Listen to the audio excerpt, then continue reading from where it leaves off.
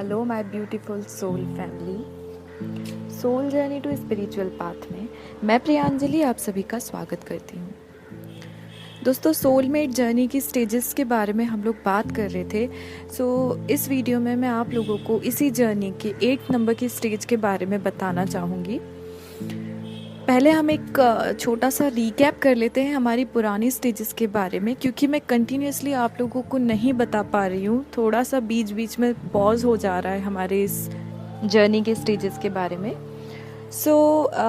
इस जर्नी की हमने फर्स्ट जो स्टेज देखी थी उसमें यही देखा था कि हम लोगों का जो भी एक्सपेक्टेशन रहता है वो इस तरीके का होता है कि हम हमेशा ये सोचते हैं कि हमारे पार्टनर अगर हमें मिल गया है, अब जो हमें पार्टनर मिला है ये हमारे पुराने सारे जो भी स्टेजेस रहे हैं उन सारे स्टेजेस से बेटर है और इससे ज़्यादा बेटर हमें नहीं मिल सकता।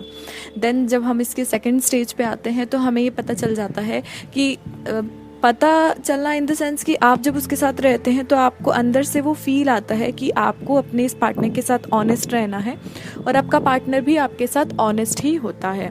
देन जब हम इसके थर्ड नंबर की स्टेज पे आते हैं तो आप लोगों के अंदर से वो फील आता है कि आप अपने पार्टनर पे डाउट बिल्कुल भी नहीं करते और ना ही आपका पार्टनर आप पर डाउट करता है।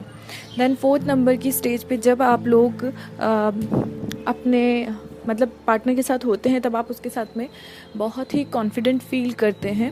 ऐसा फील नहीं करते कि आप उनके साथ जाएंगे तो आप अपने आप को कम नहीं समझेंगे। जब भी उनके साथ रहते हैं तो आप उनके साथ में अपने आप को बहुत कॉन्फिडेंट फील करते हैं, है ना।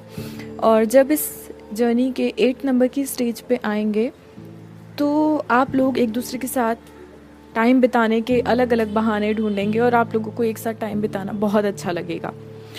देन जब हम अपनी इसी जर्नी के 6 नंबर के स्टेज पे आते हैं तो आप दोनों के बीच में लव, अट्रैक्शन और पैशन ये सारी चीज़ें शुरू हो जाती हैं एक दूसरे के लिए।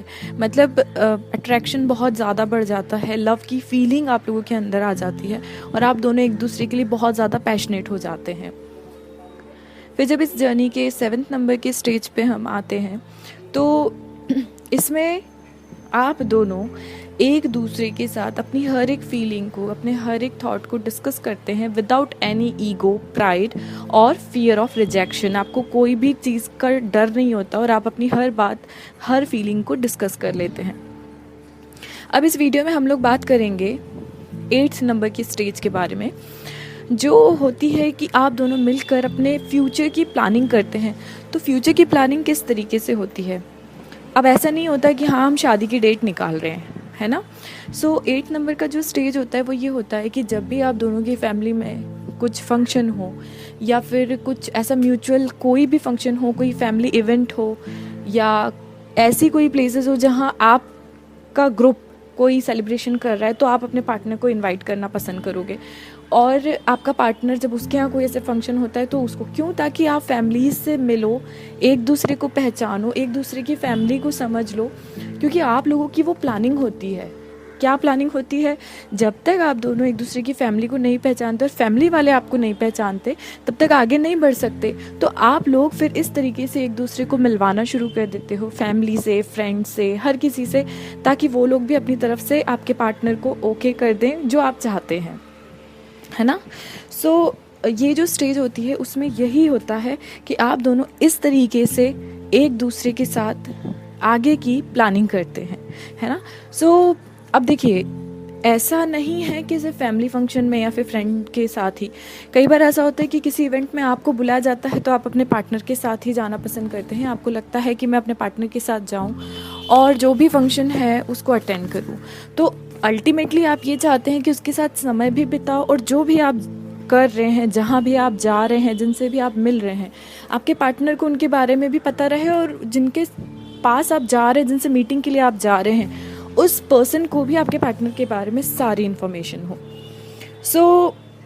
अल्टीमेटली देखा जाए तो हम ये कह सकते हैं कि जो 8 नंबर का स्टेज होता है उसमें आप लोग एक दूसरे के साथ अपने फ्यूचर की प्लानिंग कुछ इस तरीके से करते हैं कि जो आपका पार्टनर है, तो आप जिस भी इंसान से मिल रहे हैं, चाहे वो आपकी फैमिली हो, चाहे फ्रेंड हो, या फिर आपके रिलेटिव्स हो, या फिर आपके जो भी सराउंडिंग्स हों या बिज़नेस पर्पस से कहीं भी, तो आप उनके साथ जाना पसंद करते हैं ताकि हर कोई उन्हें मतलब जान भी ले और उनके बारे में बातें भी करे। देखिए नॉर्मली क्या होता है, हम लोग स्पेशली हम लोग अपने किसी रिलेटिव की शादी होती है या हमारे खुद ही सिबलिंग की शादी होती है तो फ्रेंड्स तो आते ही हैं, लेकिन आप स्पेशली अपने पार्टनर को भी इनवाइट करते हैं with family.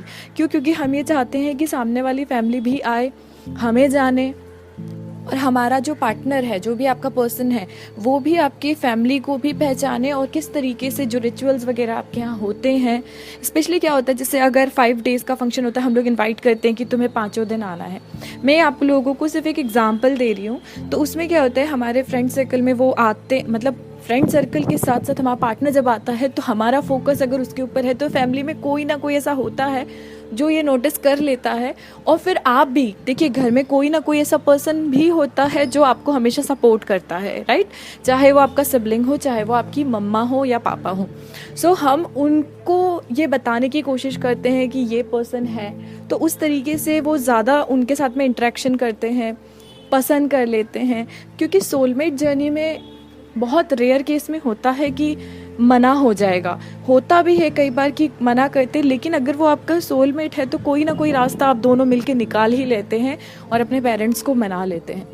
So soulmate journey का यही स्टेज है 8 नंबर का, कि आप लोग एक दूसरे की जो आगे की फ्यूचर की जो प्लानिंग है वो इसी तरह से करते हैं कि आप लोग अपने जो भी आपके फ्रेंड्स, फैमिली या रिलेटिव्स हैं या जो भी आपके सराउंडिंग्स हैं, उनसे अपने पार्टनर को मिलवाने की कोशिश करते हैं। और सेम आप भी उनकी फैमिली, फ्रेंड्स, सराउंडिंग्स जो भी कोई हैं, उनसे मिलकर अपना मतलब एक तरीके से इंट्रोडक्शन भी करवाते हैं। क्यों? क्योंकि आप लोग आगे का प्लान कर रहे हैं, आप लोग फ्यूचर की प्लानिंग कर रहे हैं कि अब आप लोगों को मैरिज करनी है या जो भी चीज़ें होती हैं।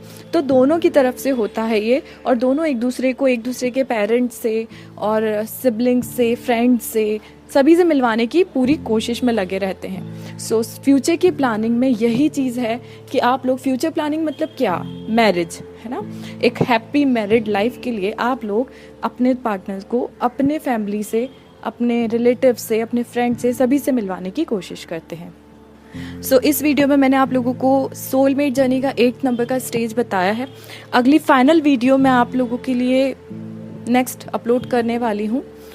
आई होप आप लोगों को क्लियर हो गया होगा कि soulmate journey is much better than any other relationship. So एक ही बात बोलूँगी मैं आप लोगों से कि रिलेशनशिप कोई भी हो, ट्रस्ट होना बहुत ज़रूरी है, प्यार होना बहुत ज़रूरी है। और ऐसा नहीं है कि इस रिलेशनशिप में कभी सेपरेशन नहीं होता है, हर रिलेशनशिप में एक सेपरेशन का फेज़ आता है।